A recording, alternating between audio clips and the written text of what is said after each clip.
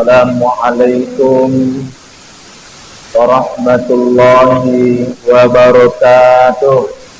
Alhamdulillah wa syukrulillah wassalatu wassalamu ala rasulillah allazi la nabiyya ba'dah. Syukur alhamdulillahi rabbil alamin. Kemudian salawat dan salam kepada Rasulullah sallallahu alaihi wasallam. Allahumma salli wa sallim wa barik ala sayyidina Muhammad wa ala ali sayyidina Muhammad. Kaum bapak, kaum ibu, generasi muda, anak-anak kami, hadirin wal hadirat rahimakumullah. Pada kesempatan malam hari ini, kajian kita menguraikan satu hadis Rasulullah, di mana pada hadis tersebut Rasulullah Shallallahu Alaihi Wasallam menjamin 3 hal.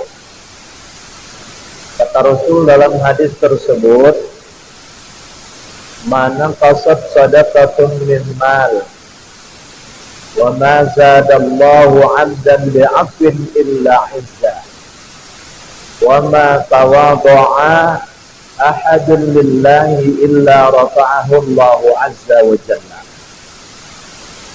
Artinya, tidaklah sedekah itu mengurangi harta kekayaan, dan tiadalah sifat pemaaf itu kecuali Allah muliakan orang tersebut, dan tiadalah sifat tawadu dari seseorang kecuali Allah akan angkat derajat orang tersebut.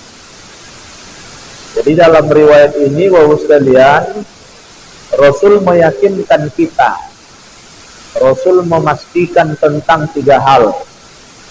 Pertama, kedermawanan tidak akan menghabiskan atau mengurangi kekayaan. Kedua, kalau kita mampu memaafkan, bukan membuat kita menjadi hina, tetapi kita menjadi mulia. Ketiga, ketika rasa tawadu itu pada diri kita ada, maka itu akan mengangkat derajat kita di sisi Allah, dan begitu juga di sisi makhluk Allah yang lainnya. Oleh sebab itu, Bapak sekalian, pertama tentu jangan ragu kita untuk bersedekah, karena sesungguhnya sedekah itu sendiri membentengi harta kekayaan yang ada dan menumbuh suburkan rezeki yang lainnya. Dalam sebuah hadis dikatakan oleh Rasul, "Asinu amwalakum bizzakah wa dawu mardakum bis-shadaqah wa a'iddu lil bala'i du'a."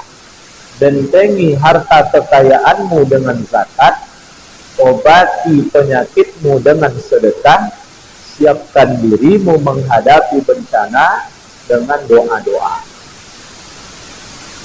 Nah, Bapak Ibu sekalian, sedekah itu adalah sebutan bagi ibadah kedermawanan dan ibadah jasa untuk menenangkan diri serta membahagiakan orang lain. Jadi kalau ibaratnya Pak Bu, sedekah itu rumah besarnya. Nanti kamar-kamarnya ada zakat, ada wakaf, ada infak, ada sedekah, ada hibah, ada hadiah, dan lain sebagainya.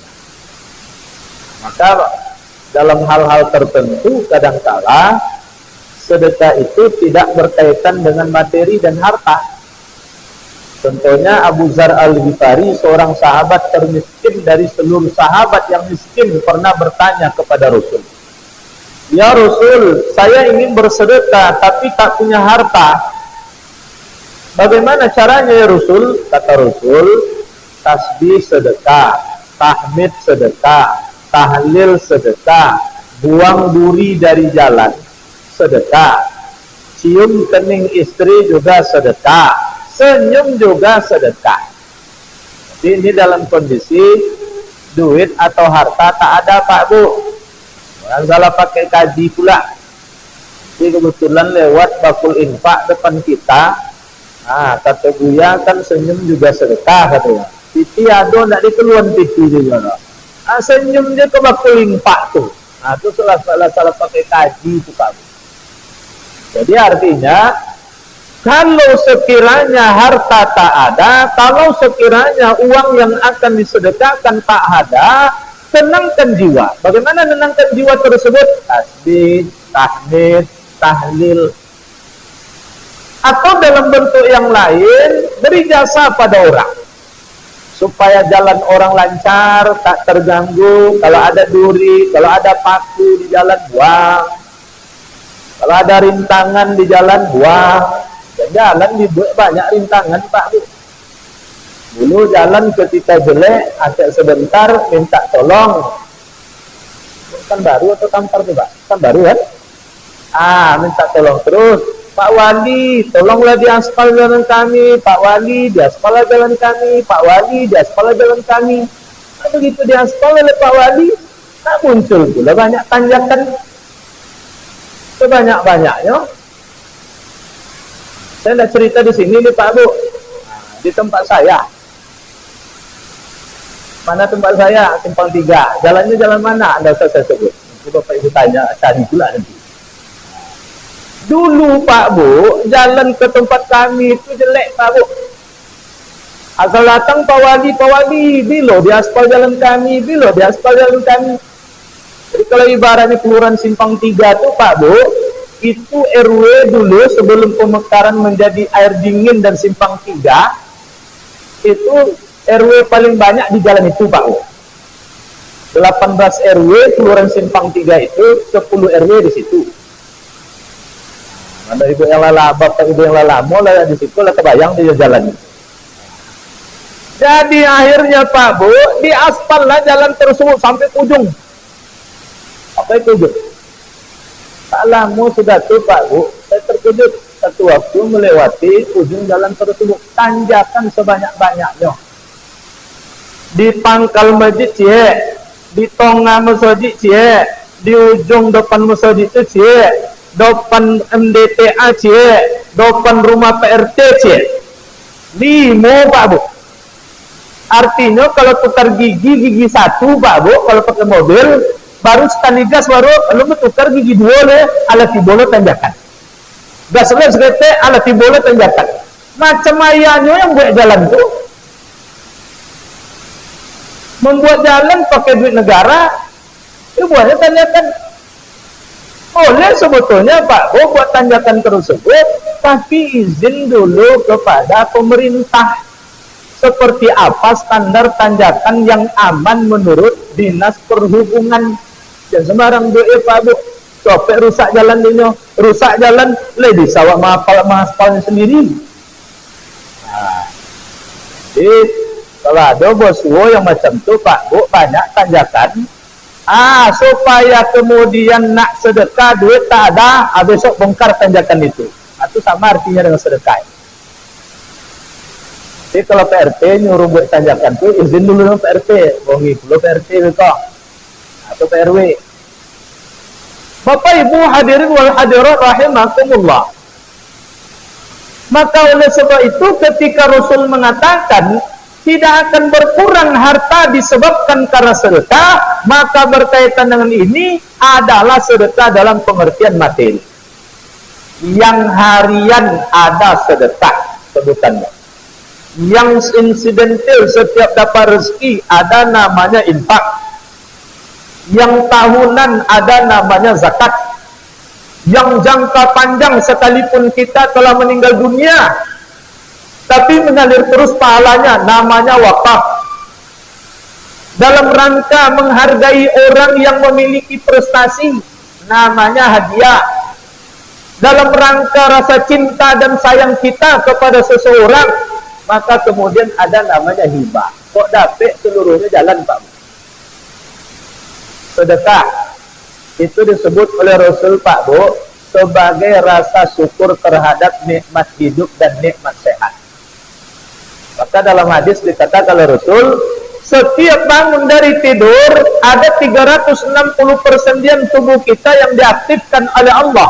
Setiap persendian tersebut menuntut adanya sedekah. Jadi kalau begitu Pak Bu, asal bangun dari tidur kita telah diberi nikmat hidup, nikmat sehat, berarti di situ ada tuntutan sedekah.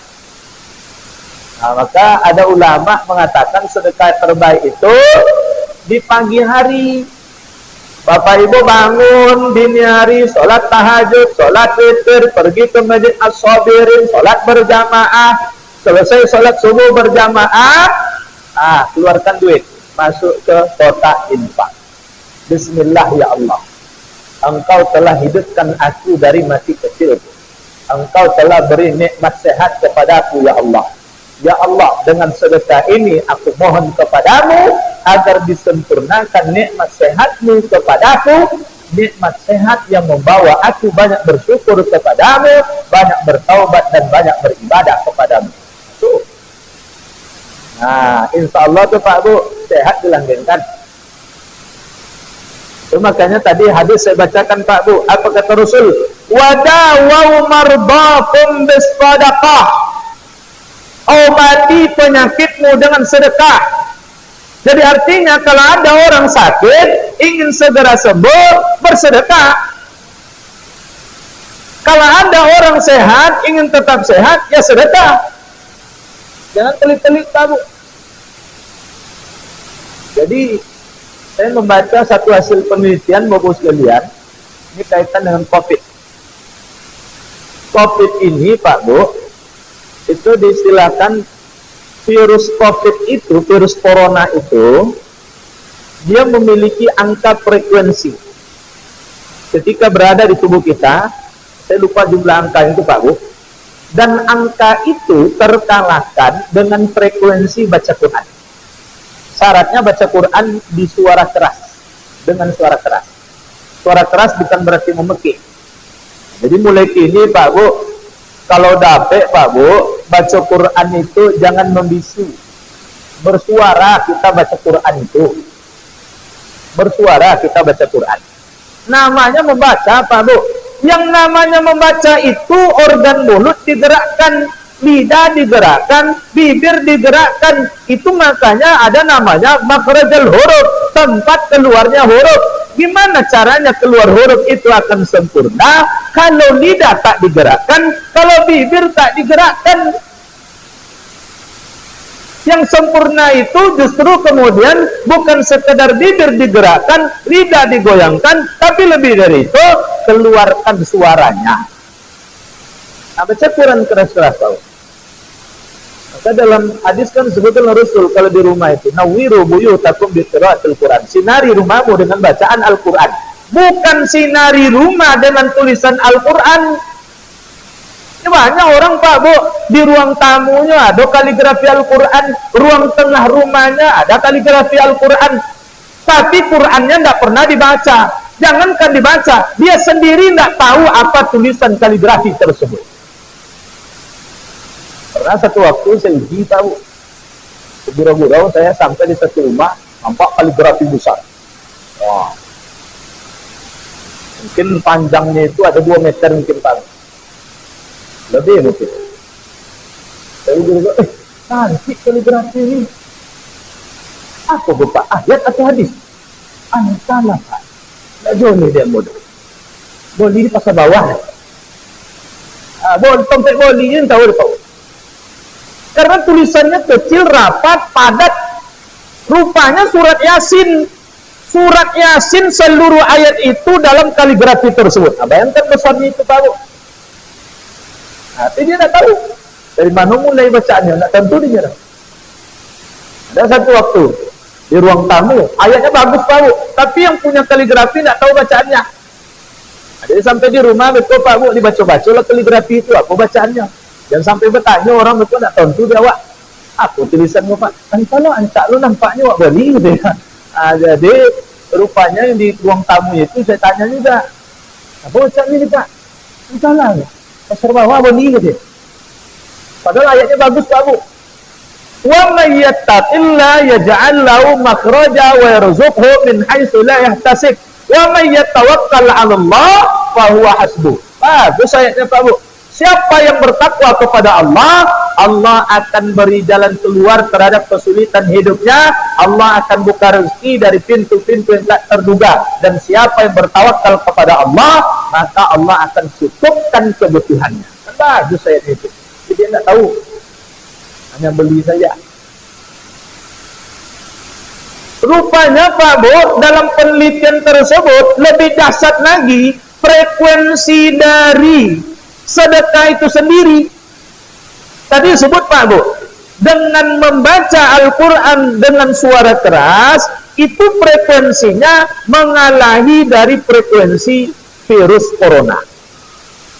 Tapi dengan bersedekah, frekuensinya di atas tersebut. Lebih hebat lagi. Itu makanya wajar dikatakan oleh Rasul, wadawaw mardakum bis sadaqah. Obati penyakitmu dengan sedekah. Di satu waktu datang orang pada Rasul. Ya Rasul, sudah lama saya sakit ya Rasul. Tak tahan sakitnya ya Rasul. Tak sembuh-sembuh ya Rasul. Tolong doakan kepada Allah agar kemudian segera saya sembuh dari sakitnya ya Rasul. Aku jawab Nabi Pak Abu, seberapa banyak istighfarmu kepada Allah, seberapa banyak sedekahmu, segitulah tanda seriusmu sembuh dari sakit. Maka sedekah itu Pak Bu harian. Tiap hari sedekah, tiap hari sedekah, tiap hari sedekah. Biarlah banyak Pak Bu, yang penting ikhlas daripada sedikit tapi saya ikhlas. Jadi balik. Salah Ustaz. Kadang-kadang Ustaz ada juga tidak disalahkan jemaah. Salah Ustaz. Yang bodoh itu biarlah sedikit, yang penting itu. Yang namanya sedikit Pak Bu pasti ikhlas. Tak perlu disebut-sebut. Masa 1000 tak pula ikhlas. Dan kelewatan itu. Bapak Ibu hadirin wal hadirat rahimakumullah. Sedangkan infak itu adalah membelanjakan harta di jalan Allah secara spontanitas ketika mendapatkan rezeki. Nah, maka infak itu Pak Bu, tuntutannya setiap dapat rezeki. Terima gaji langsung keluar, kalau zakat langsung keluar. Nah, itu namanya infak. Terima honorarium, begitu terima keluarga langsung namanya adalah infak. Terima ibu-ibu arisan, begitu terima langsung keluarkan namanya adalah infak. Terima upah, begitu dapat upah keluarkan langsung namanya adalah infak. Panen pisang, lalu kemudian disisir pisang tadi, lalu kemudian dibawa ke masjid satu sisir. Spontan namanya itu Pak Bu. Itu namanya adalah infak. Ini makan dia awak sedekah Pak Bu. Jadi Bapak sekalian, kita ini mendapatkan rezeki melibatkan jerih payah orang lain. Tidak ada orang yang mendapatkan rezeki dengan sendirinya Pak, melibatkan orang lain. Makin kaya orang itu Pak Bu, makin banyak orang terlibat dalam datangnya rezeki orang kaya tersebut. Itu makanya Pak Bu, kalau ada orang kaya sombong pada orang miskin, itu orang kaya tak tahu diuntung. Karena jerih payah orang miskinlah kemudian dia semakin kaya. Cobalah Pak Bu, apa usahanya? Oh, punya kebun sawit 100 hektar. Yang kerja di sawit itu siapa? Yang bersihkan kebun sawitnya siapa? Yang kemudian mendodosnya siapa? Sudah dipanen buah sawit tadi Pak Bu, dimasukkan ke dalam truk siapa? Sudah dimasukkan ke dalam truk, yang bawa truk tadi siapa? Lalu sampai ke pabrik sawit misalnya, pabrik kelapa sawit PKS, sampai di situ yang kerja ngolah buah sawit tadi jadi minyak siapa? Sudah jadi minyak Pak Bu, CPO dia, lalu kemudian dibawa ke pabrik, diolah jadi minyak goreng, yang kerja di situ siapa? Sudah jadi minyak goreng dia, dijual, yang ikut distribusi dari pabrik tadi siapa? Sampai di pasar yang dagang siapa? Yang membelinya siapa? Banyak orang terlibat di situ Pak Bu, kalau dikaji.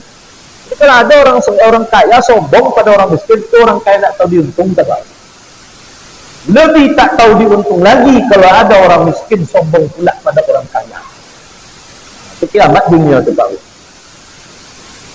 Dia kerjanya tukang jaga kebun, datang majikannya. Sekali itu dia gaji 10.000 dia. Karena gaji kan sudah. Sebagai penghibur ada duitnya, duit kecilnya 10.000. Dia gaji 10.000. Oleh tukang jaga kebun tadi ditengok 10.000 dia, tengok lo majikan tadi. Tengok piti 10.000, tengok lo majikan tadi. Tengok duit tadi, tengok lo majikannya. Dalam hatinya ini tadi. Itu besok-besok nak dikasih oleh majikan pun. Bapak Ibu hadirin wal hadirat rahimakumullah. Maka satu di antara yang paling dibenci oleh Allah itu kata Rasul adalah orang fakir yang sombong, orang miskin yang sombong. Bapak Ibu hadirin wal hadirat rahimakumullah. Lalu yang sifatnya tahunan, sedekah tahunan itu namanya adalah zakat.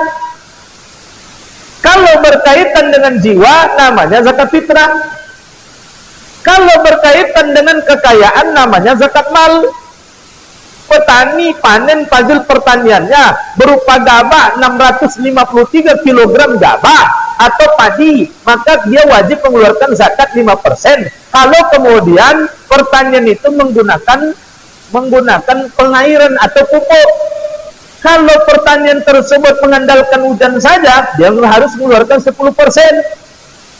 Ternak misalnya, ketika dia beternak kambing misalnya 40 sampai 120 ekor kambingnya, dia harus keluarkan seekor kambing.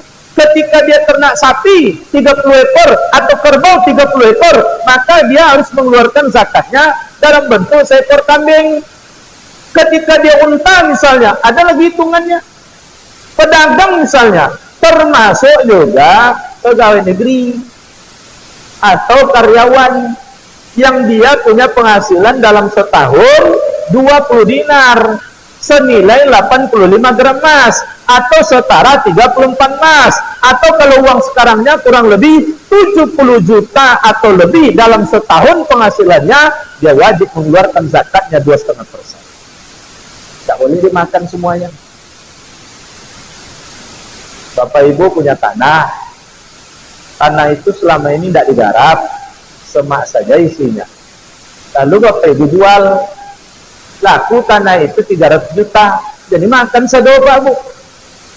Dalam 300 juta itu ada 2,5% itu. Kalau dia tidak dikeluarkan 2,5%, sama artinya hak orang lain kita makan, hak orang lain kita ambil. Wa fi amwalihim haqqul lis-sa'ili wal mahrum, kata Allah. Di dalam harta orang kaya tersebut ada hak dari orang miskin yang meminta-minta ataupun yang tidak meminta-minta. Dia sudah jual tanah, mestinya keluar zakat. Laku tanahnya 300 juta, dibelinya mobil senilai 300 juta, tidak keluar zakat. Atau sama artinya mobil itu mobil sumbangan orang miskin. Ikut orang miskin nyumbang di situ, jadi itu Pak Bu. Jadi kalau berbunyi bannya tuh Pak Bu, kalau ibaratnya dengan ban lah, misalnya 300 juta itu kan sekitar berapa tuh Pak? Sekitar 7,5 juta zakat. Sekitar itu 2,5%. Nah, 2,5%. Jadi 7,5 juta ibaratnya ban mobil lah itu. Ban mobilnya misalnya. Atau sepanjang jalan tuh kalau bisa bersuara itu miskin gitu ya. Karena bannya itu sumbangan orang miskin. Jadi Bapak Ibu sekalian, maka yang tahunan ini harus ditunaikan dengan cukup. Lalu yang jangka panjangnya Pak Bu, namanya wakaf. Jadi artinya Bapak Ibu sekalian, setelah kita meninggal dunia nanti akan ada yang mengalir terus pahalanya. Itulah dia namanya wakaf. Jadi sedapat mungkin semua ini jalan Pak Bu. Yang rutin harian sedekah, yang setiap dapat rezeki infak, yang tahunan zakat, jangka panjang setelah kita meninggal dunia mengalir terus pahalanya namanya wakaf. Upayakan semua itu jalan. Sehingga kalau seperti itu, inilah yang dikatakan oleh Rasul, tidak usah ragu, tidak akan berkurang harta disebabkan karena sedekah. Ketika turun ayat Al-Quran, man jaa bil hasanati falahu asrun amsalihha. Siapa yang datang dengan satu kebaikan, Allah akan nilai dengan 10 kebaikan. Artinya kalau dalam bahasa matematika sedekahnya Pak Bu, satu sedekah Allah ganti 10 kali lipat. Maka Bapak sekalian, Nabi Muhammad berdoa kepada Allah, ya Allah, tambahkan kelipat gandaan ganti dari 10 kali lipat tersebut. Turunlah surat Al-Baqarah ayat 261. Masalul ladzina yunfiquna amwalahum fi sabilillah kamathali habatin ambatat sab'a sanabil fi kulli sumbulatin mi'atu habba wallahu yudha'ifu liman yasha wallahu wasi'un 'alim. Perumpamaan orang yang belanjakan harta di Allah bagaikan satu benih menumbuhkan 7 tangkai, tiap-tiap tangkai membuahkan 100 bulir. 100 kali 7 700. Satu yang diinfakkan, disedekahkan akan berganti 700 kali lipat. Nabi Muhammad berdoa lagi kepada Allah, ya Allah, tambahkan kelipat gandaan ganti dari membelanjakan harta di jalan-Mu lebih dari 700 kali lipat. Turunlah Quran surat Al-Baqarah ayat 245. Apa kata Allah? Man dzalladzi yuqridullaha qardan hasana fayudha'ifahu lahu ad'afan katsira. Siapa yang memberi utang kepada Allah? Ini Pak Bu, Allah langsung katakan, kita berinfak, bersedekah, berwakaf, berzakat, memberikan hibah, hadiah. Kalau ikhlas karena Allah, sama seperti kita memberi utang kepada Allah. Siapa yang memberi utang kepada Allah, memberi pinjaman kepada Allah, maka Allah akan mengganti dengan kelipat gandaan yang banyak tanpa batas. Ada cerita Pak Bu, cucu Nabi Hasan Hussein, lalu satu lagi temannya Ja'far, melakukan perjalanan. Dalam perjalanan, unta yang membawa bekal makan mereka lepas, sehingga mereka dalam perjalanan itu kelaparan dan kehausan. Dalam kondisi seperti itu, mereka bersua dengan satu rumah orang miskin milik kakek nenek. Lalu kemudian dengan terpaksa 3 orang ini minta izin. Kebetulan di rumah itu yang ada adalah sang nenek, sang kakek lagi keluar. Nek, ada enggak yang bisa menghilangkan rasa dahaga kami? Kami kehausan, kelaparan. Oleh sang nenek, walaupun miskin, dia sedekah dengan sedekah yang paling utama. Domba yang dia miliki kebetulan itu memiliki air susu. Dikatakan oleh sang nenek, itu domba, silakan kalian perah air susunya, minumlah sepuasnya. Selesai minum susu domba, 3 orang ini berkata, Nek, dahaga hilang tapi lapar tak hilang. Ada enggak yang bisa menghilangkan rasa lapar kami? Kata sang nenek, itu domba silakan kalian sembelih, nanti saya masak. Selesai makan yang kenyang Pak Bu, maka kemudian 3 orang ini pamit dengan pesan, Nek, nanti kalau nenek ke Madinah singgah ke rumah kami kasih hadiah istimewa untuk nenek. Singkat cerita, nenek dengan suaminya ini pergi ke Madinah. Pergi ke Madinah bukan meminta, bukan mencari rumah Hasan Hussein dan Ja'far. Karena nenek dan kakek ini walaupun sudah tua, walaupun miskin, tapi prinsip hidup yang diajarkan oleh Rasul betul-betul dia pegang. Apa prinsip hidup yang diajarkan oleh Rasul? Satu diantaranya, kata Rasul, sesulit-sulit hidup, selagi badan masih bisa digerakkan untuk bekerja dan berusaha, jangan pernah meminta dan mengemis. Karena sekali meminta dan mengemis, berarti telah berusaha menutup pintu rezeki. Maka pengemis tidak pernah sejarahnya jadi orang kaya Pak Bu. Tidak ada pengemis jadi orang kaya.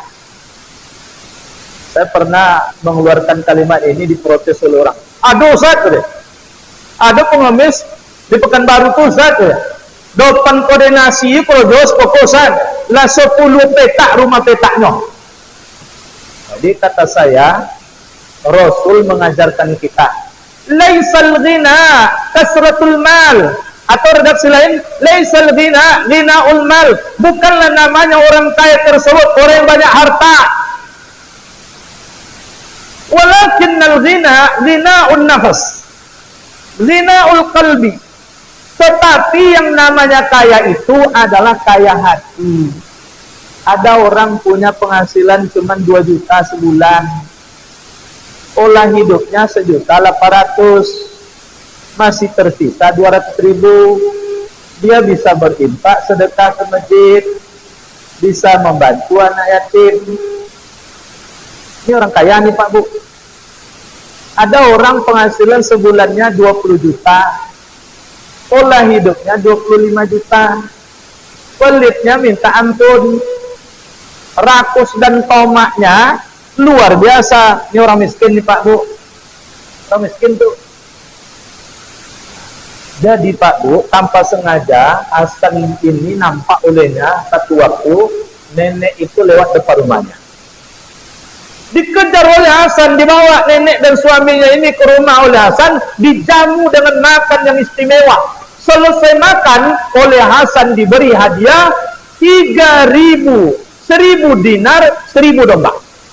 Kasih hadiah 1.000 dinar, 1.000 domba. 1 dinar itu Pak Bu mata uang emas. 1 dinar itu berat emasnya 4,52 gram. Hampir 2 emas itu nilai 1 dinar. Jadi kalau uang sekarang sekitar 3 juta lah paling sedikit. 3 juta kali 1.000 dinar. Berapa duit itu Pak Bu? 3 miliar. Sebelum pulang nenek tersebut, oleh Hasan dibawa nenek tersebut dengan suaminya ke rumah Husain. Oleh Husain dikasih pula hadiah 1.000 domba, 1.000 dinar. Ketika akan keluar dari rumah Husain, dibawa lagi oleh Husain ke rumah Ja'far. Oleh Ja'far dikasih hadiah 2.000 dinar, 2.000 domba. Nah, coba hitung itu Pak Bu. 4.000 dinar gantinya Pak Bu. Kali 3 juta, 12 miliar. Dombanya 4.000 ekor. Membawa duit emas 4.000 dinar, terpaksa dipikul Pak Bu. Diupah tukang angkutnya oleh Hasan, Husain dan Ja'far, menggiring domba 4.000 ekor tersebut. Diupah itu tukang giringnya sampai ke rumah kakek nenek tersebut. Nah, hitunglah Pak Bu. Sedekahnya seekor domba ganti oleh Allah 4.000 domba, 4.000 dinar. 4.000 dinar untuk kakek nenek tadi itu Pak Bu. Sampai meninggal dia itu tidak kena habis seluruhnya. Jadi yakinlah dengan Allah yang Maha Kaya, jangan yakin dengan keterbatasan akal belaka. Nah, kalau diikutkan akal Pak Bu, gaji sekian. Lalu kemudian tambah sedekah pula wala untuk ibunya lah payah. Kalau begitu Pak Bu, kita mengukur rezeki, Allah akan beri rezeki sesuai dengan yang kita pikirkan saja. Oleh sebab itu Pak Bu, punyalah kita minimal Bapak sekalian cita-cita sosial yang besar. Ketika kita punya cita-cita sosial yang besar, insya Allah rezeki kita besar. Tapi kalau cita-cita kita Pak Bu, punya rumah, beli mobil, pakaian bagus, segitulah kita dapat rezeki. Capek dan letih kita bekerja, segitu cuma rezeki kita Pak Bu. Tapi kalau cita-cita sosial kita, saya ingin bangunkan rumah orang tua dan mertua, saya ingin membiayai hidup orang tua dan mertua, saya ingin bantu adik-adik dan kakak saya yang susah, saya harus rutin setiap bulan bantu anak yatim, saya harus rutin membantu fakir miskin. Buat cita-cita yang besar Pak. Insya Allah rezeki kita besar.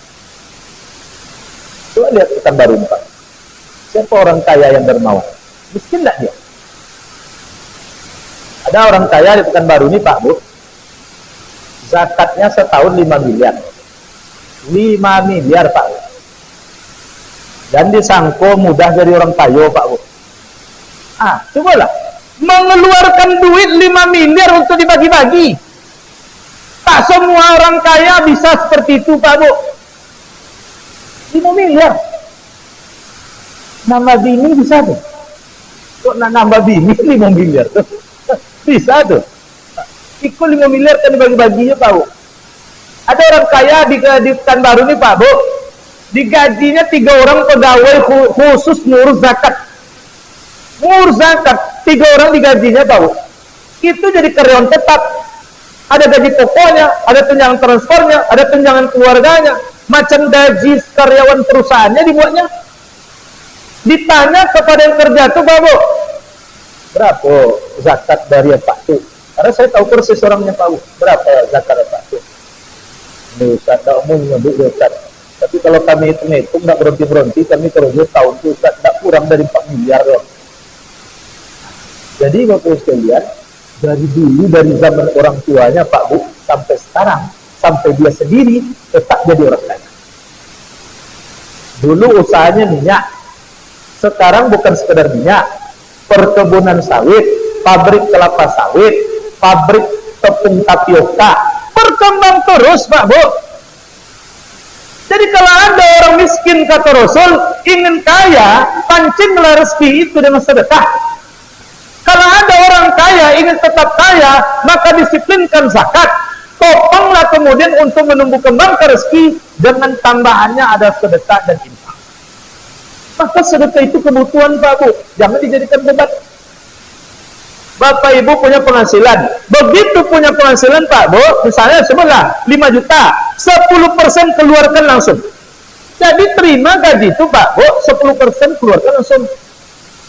Jadi yang nama yang belanjakan hartanya Allah itu Pak Bu, jangan kapan ingat, kapan sempat, biarlah sedikit asal ikhlas. Itu payah itu Pak Bu.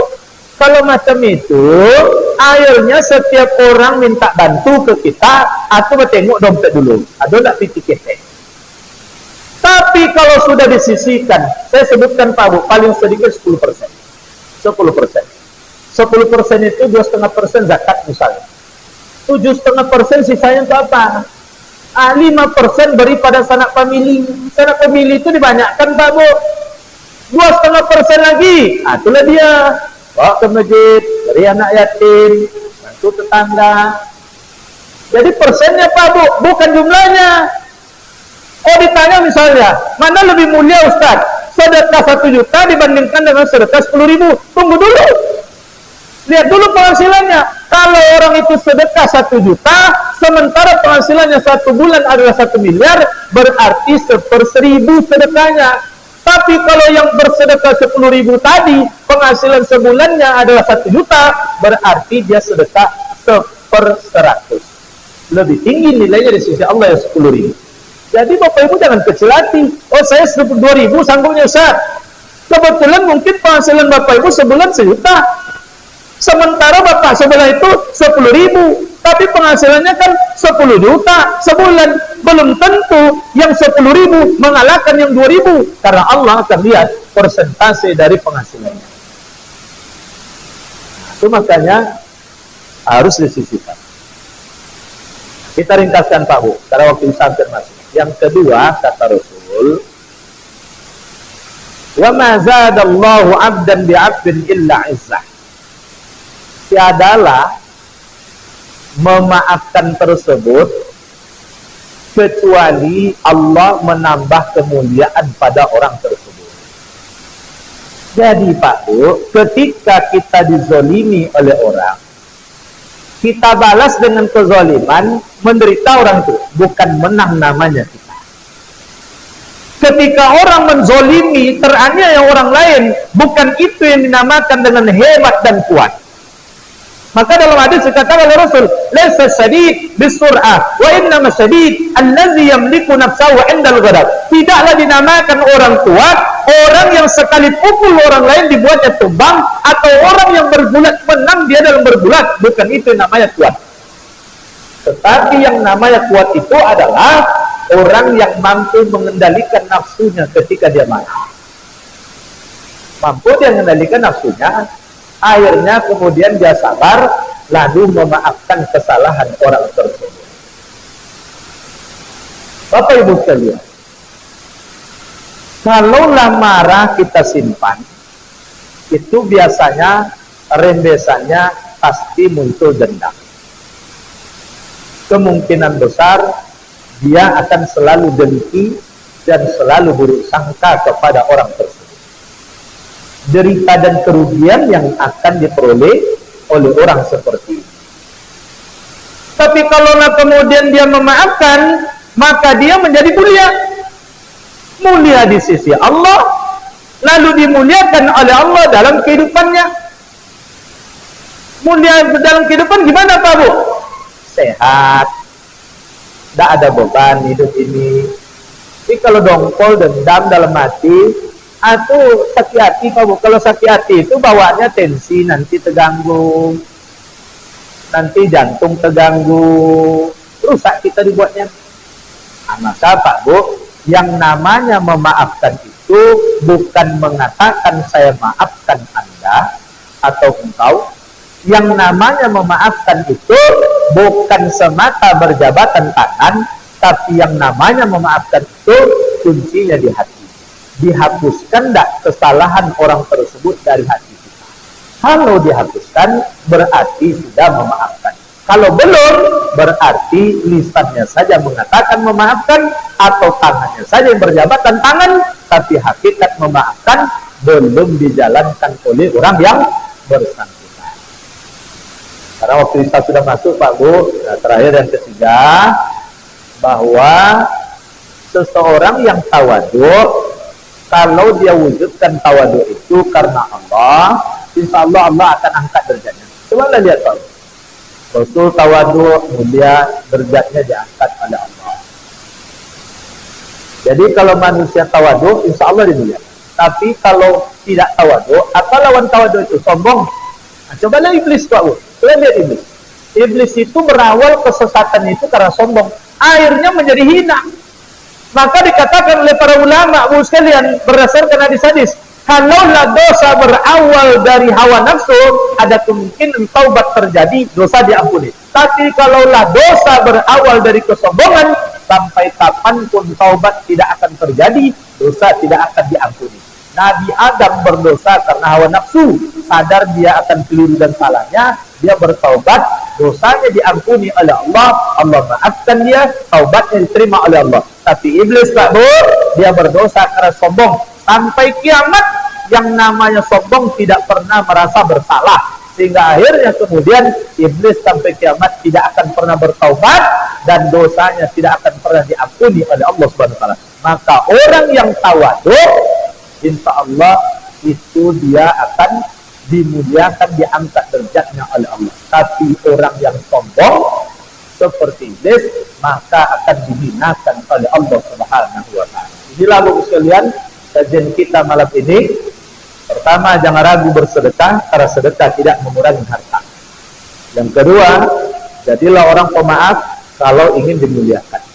Yang ketiga, jadilah orang yang memiliki tawadu, insya Allah Allah akan angkat derajatnya di dunia ataupun di akhirat. Terima kasih atas segala perhatian. Mohon maaf tersilap dan salah. Subhanallah wa bihamdika, asyhadu an la ilaha illa anta, astaghfiruka wa atubu ilaik. Assalamualaikum warahmatullahi wabarakatuh.